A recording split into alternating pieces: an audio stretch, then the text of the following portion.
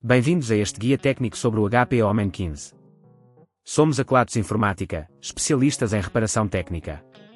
Recolhemos o teu equipamento ao domicílio, fazemos diagnóstico gratuito e enviamos orçamento antes de reparar. Sem chamadas, sem deslocações. Estamos localizados na Cal Joaquim Maria Lopes 26, Madrid.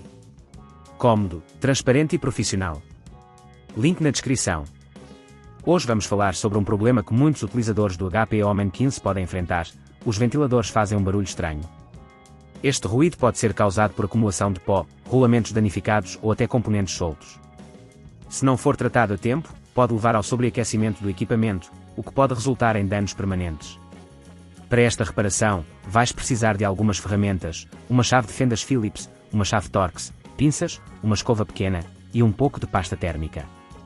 Primeiro, para abrir o equipamento com segurança, desliga o portátil e remove a bateria, se possível. Em seguida, utiliza a chave de fendas para remover os parafusos da parte inferior do HP Omen 15.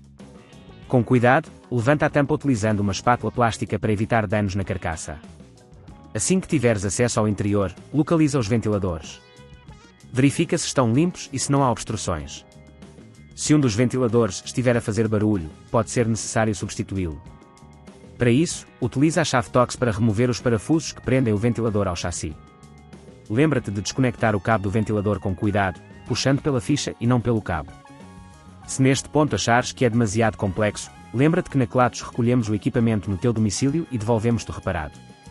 Após remover o ventilador antigo, limpa a área onde estava instalado e aplica um pouco de pasta térmica na superfície do chip, se necessário.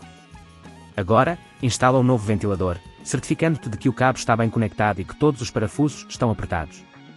Antes de fechar o portátil, verifica se tudo está no lugar e se não há componentes soltos que possam causar problemas. Para fechar, coloca a tampa de volta e aperta os parafusos com cuidado, assegurando-te de não apertar em excesso. Por fim, liga o equipamento e verifica se os ventiladores estão a funcionar corretamente. Para evitar que este problema volte a ocorrer, é importante limpar regularmente os ventiladores e o interior do portátil, evitando que a poeira se acumule. Além disso, não utilizes o portátil em superfícies macias que possam obstruir a ventilação. Se não queres arriscar danificar o teu equipamento, na Kelatos recolhemos, reparamos e devolvemos ao teu domicílio em todo o Portugal continental. Link na descrição.